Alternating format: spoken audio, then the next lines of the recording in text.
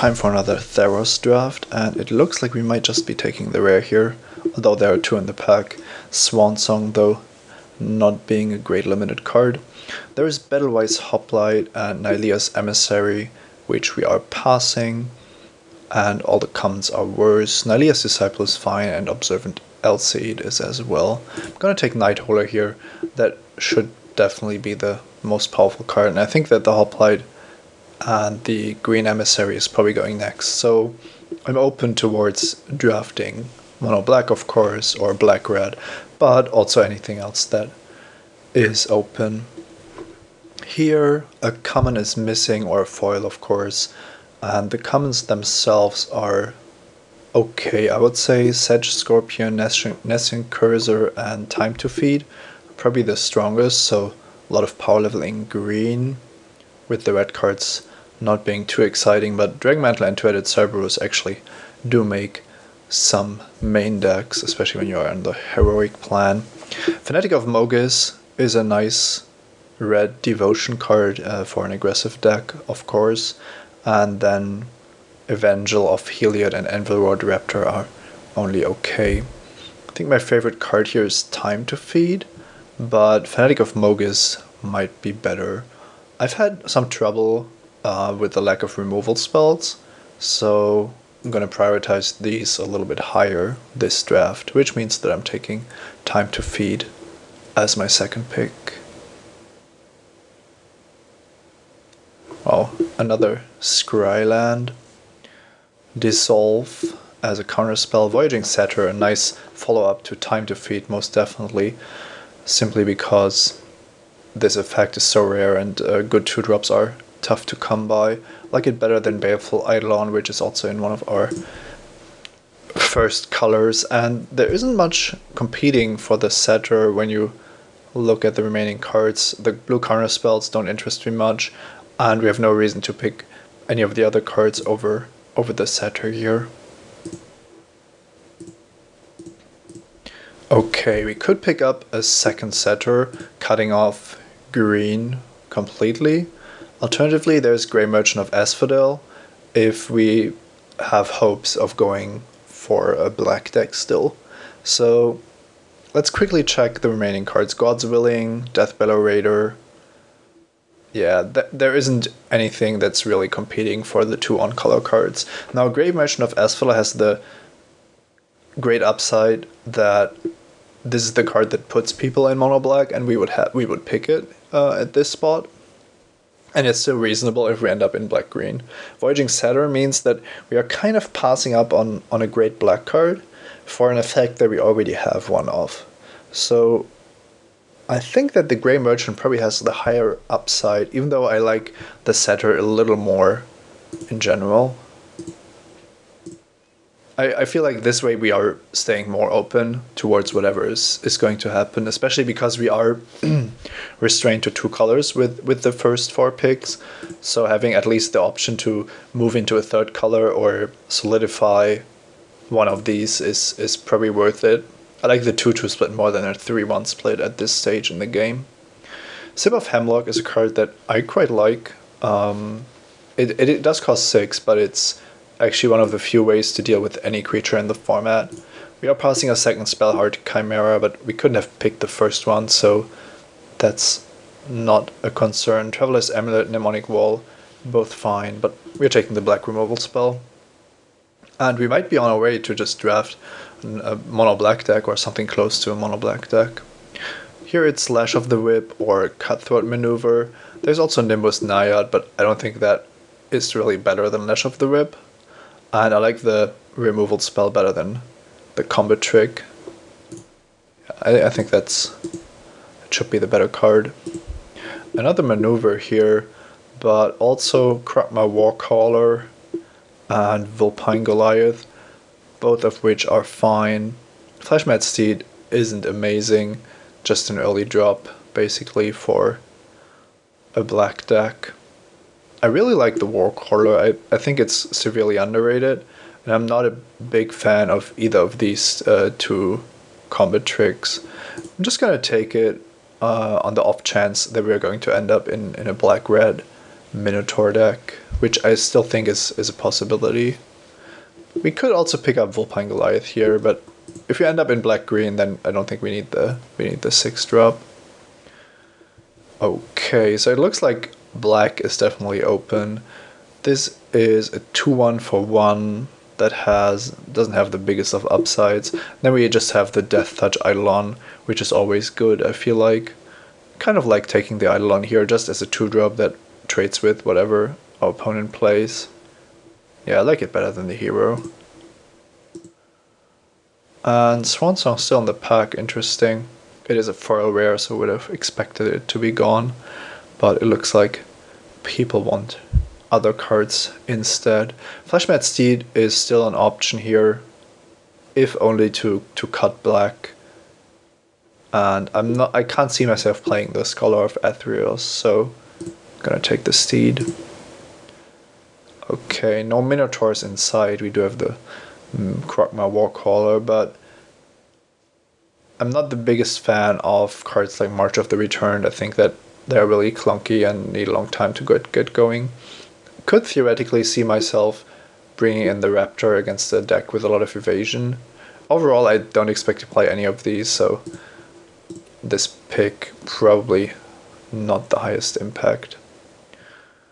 Let's see if we want to take a defensive pick here and take out one of the blue cards. Continue drafting black cards. Well, we might actually have the green to activate it, even then we probably won't play it, but let's just stick on color. We aren't going to be blue, and we are only it's very unlikely that we're going to be red. I'm going to take out Annul because it's actually quite playable. Okay, I think we can hide the blue cards. We aren't really interested in that. We only picked up 2 green cards, and what we would have had we taken Voyaging Setter instead of Grey Merchant, we would basically be looking at Setter, Time to Feed, and no other green cards. So I don't think it was a bad decision to take the Grey Merchant, and we are still potentially a very heavy black deck. On the other hand, we open up Polukranos World Eater, and that card is pretty insane, and we might just want to have it in our deck and activate it. I think that's a pretty good way to win games, especially if you have ways to give it Death Touch also. I think we just have to slam it here. We are passing Eidolon and Setter. There's also Lightning Strike, but this card is just insanely powerful. Clearly a powerful constructed card, which means it's good in limited. The Acolyte is okay. I'm not the biggest fan of it. I kind of like Nestian Cursor here as a very good 3-drop. Giving you a 3/3 for 3 is not something that's easy to come by. And I don't care about the devotion aspects of this draft too much. We do have a Grey Merchant, but it's going to be solid anyway. So I'm just going to take the better card when I have the option. This is interesting. We have Setter Piper, which can be quite good, and Shredding Winds, which is a great sideboard card, but Time to Feed has to be the better main deck choice, and I have a feeling that one of these green cards might come around and might make our deck or sideboard better. But Time to Feed is the card that we want. Oh wow, Whip of Erebos? The weapons are all pretty good and limited, and this one is no exception. You get lifelink, and then you get to reuse all of your creatures from your graveyard at least once. Yeah, I'm definitely going to try that. I mean, the whip itself has to be better than a single lash, and the remaining black cards are just weaker. So yeah, that's a great pickup. And it looks like the black cards continue. Agent of Fates has a very nice heroic trigger, forcing your opponent to sacrifice their creatures, and it's probably better than Furica's Cure, I would imagine. Yeah, let's just continue taking some of the rares here. That can't be a bad idea. Now we are very heavily black-green at this stage, so we can hide the Warcaller. And here we have the decision whether we want Rescue from the Underworld, Shredding Winds, or Traveler's Amulet. I like the Amulet, but this deck kind of doesn't need it. And Rescue is pretty insane, especially with the high creature quality that we already have. I think I'm just going to snatch that up. This pack is interesting with another removal spell in Verika's Cure competing for Nylea's Disciple, or theoretically Feral Invocation. I don't think this deck necessarily wants a Feral Invocation, even though it's great with the 2 time to feeds. You want to be as aggressive as possible to actually make the Flash Auras work in your favor. Like I said, I've made the experience that you can be pretty light on removal, and I'm going to prioritize it, so picking Verika's Cure instead of the Disciple, of which there's another one. This is competing for Satyr Piper.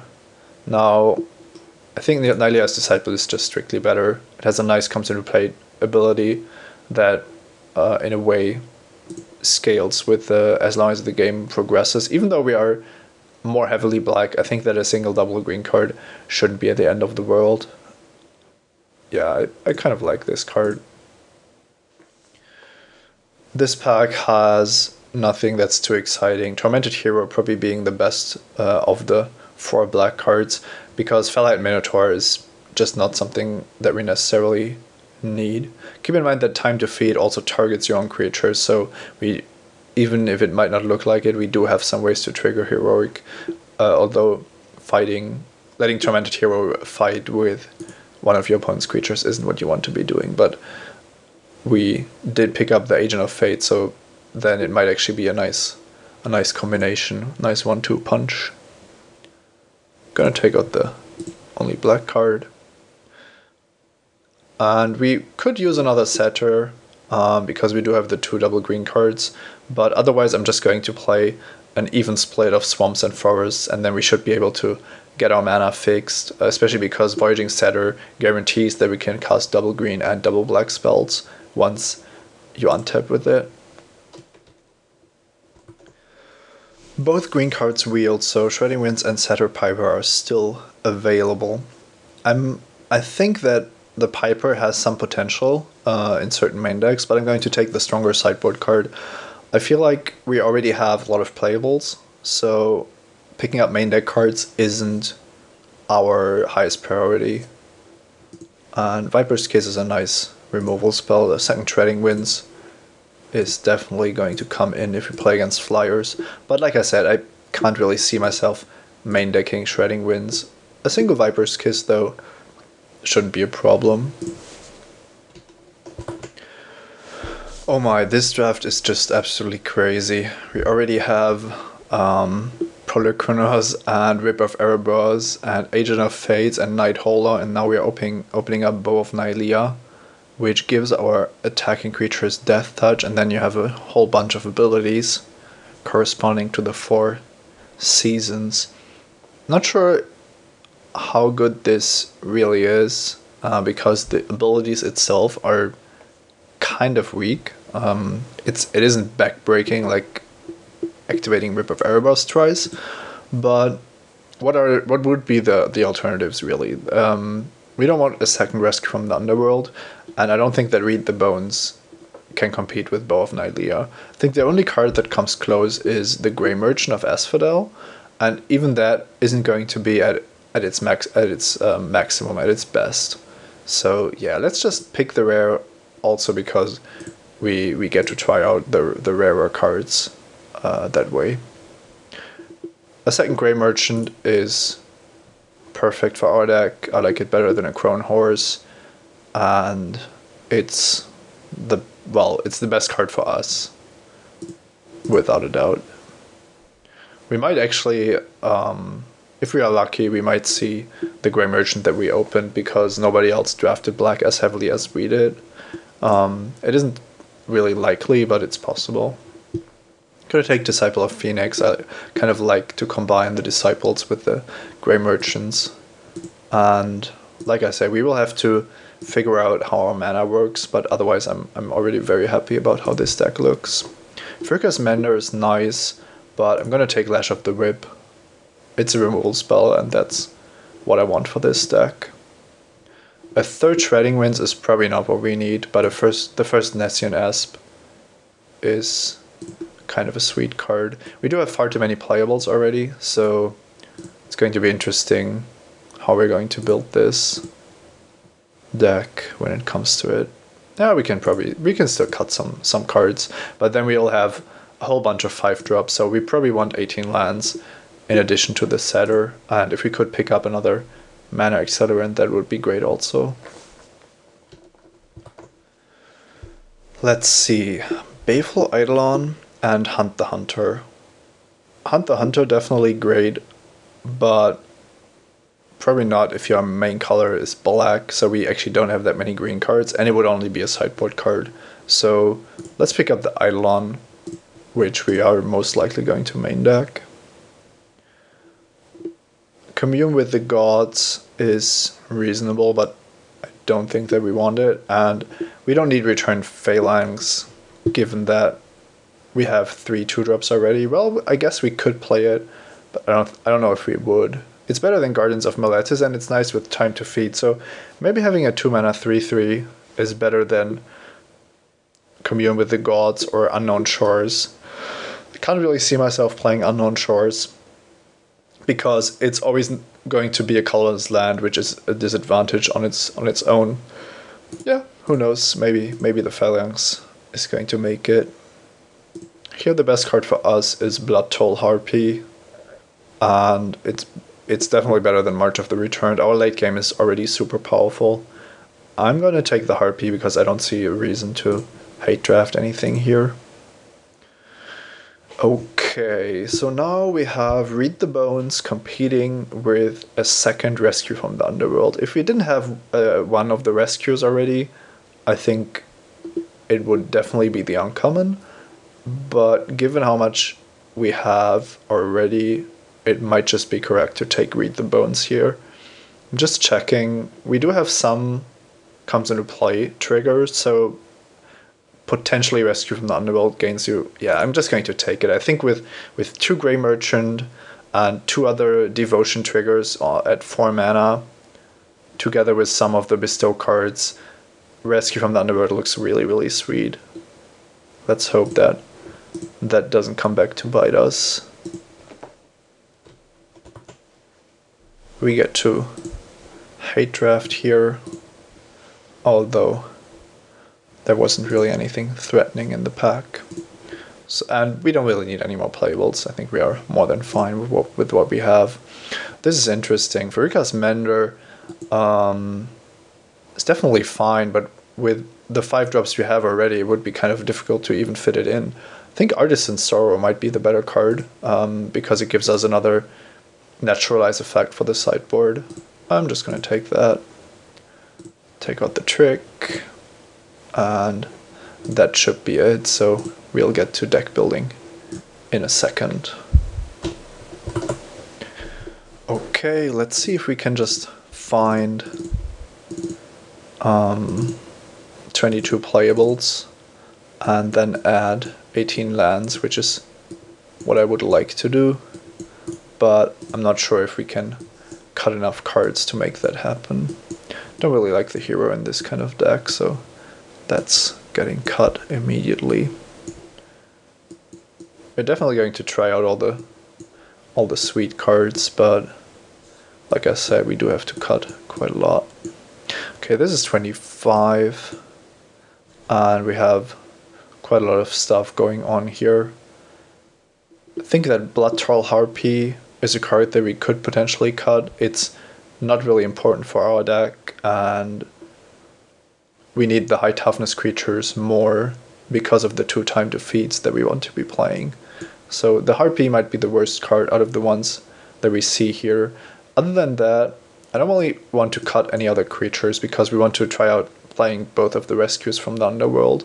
So it's probably correct to take out some of the lesser removal spells, given that we have 2 Death Touch creatures and the 2 time to feeds.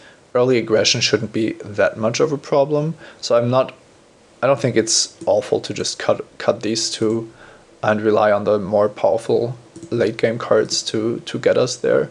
We are a bit weak to flyers, but after boarding we can bring in both Shredding Winds, maybe the flyer or even the flyers, and then we should be fine. So, and if we are facing a deck with a lot of low toughness creatures or activated abilities that we want to stop, then I could see bringing in Viper's Kiss, but I don't think it's necessary in this deck.